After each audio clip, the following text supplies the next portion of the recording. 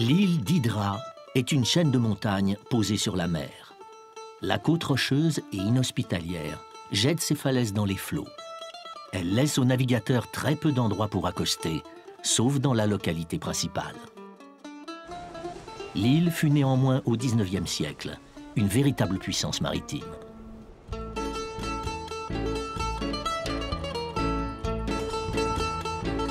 À Hydra, il n'y a ni voiture ni moto en raison d'une interdiction destinée à garantir la tranquillité des lieux. Ce sont des mulets qui sont mis à contribution pour transporter les bagages.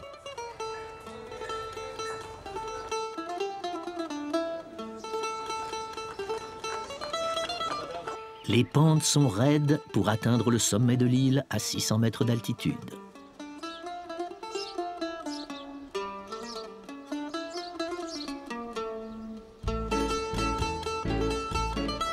Il y a peu d'endroits, même en Grèce, où règne une telle sérénité.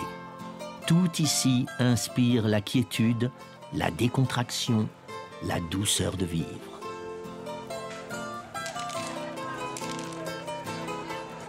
Pas étonnant que les artistes aient trouvé à Hydra un environnement qui les inspire.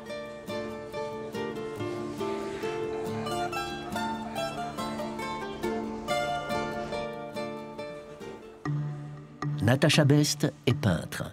Elle vit ici depuis 20 ans. L'île a toujours exercé sur elle la même fascination. Pour un peintre, je crois que c'est un de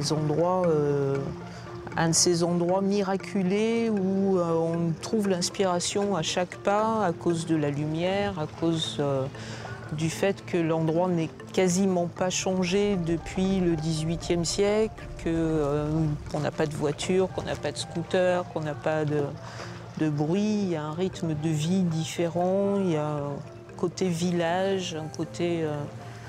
puis la beauté de l'architecture qui est tout à fait spécifique parce que la plupart des autres îles grecques n'ont pas du tout cette architecture-là.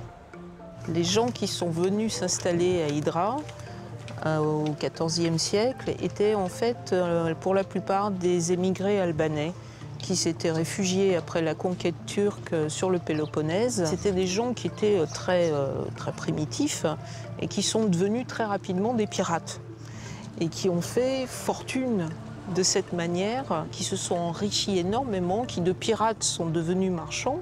En s'enrichissant, ils ont commencé à vouloir construire des maisons, des dignes de palais pour représenter un peu la richesse qu'ils avaient acquise. Les Archontica, les belles demeures anciennes, ont été construites pour de riches familles d'armateurs. Plusieurs membres de la famille qui vécut ici exercèrent en Grèce de hautes responsabilités politiques.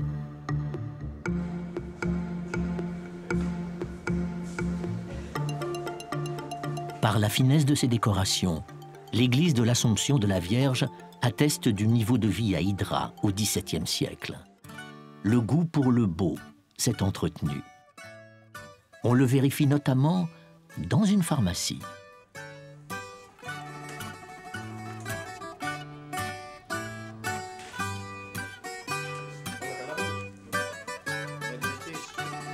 Pour que sa boulangerie tourne et pour fabriquer son pain, le boulanger a besoin d'ingrédients introuvables sur l'île. La terre d'Hydra est en effet stérile. Impossible d'y cultiver quoi que ce soit. Fruits, légumes, produits de première nécessité. Tout doit être importé et acheminé ensuite à dos de mulet.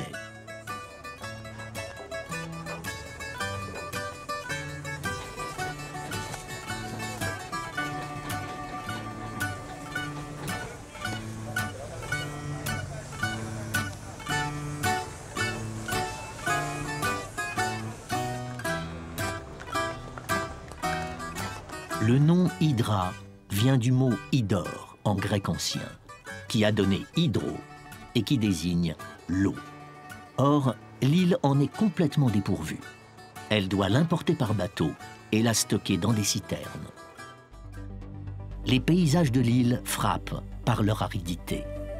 La mince couche de terre cultivable a la plupart du temps été emportée le long des pentes. Quelques espèces végétales ont malgré tout réussi à s'accrocher, comme les agaves. Pour découvrir Hydra, il faut marcher. On peut aussi se déplacer le long des côtes en bateau-taxi.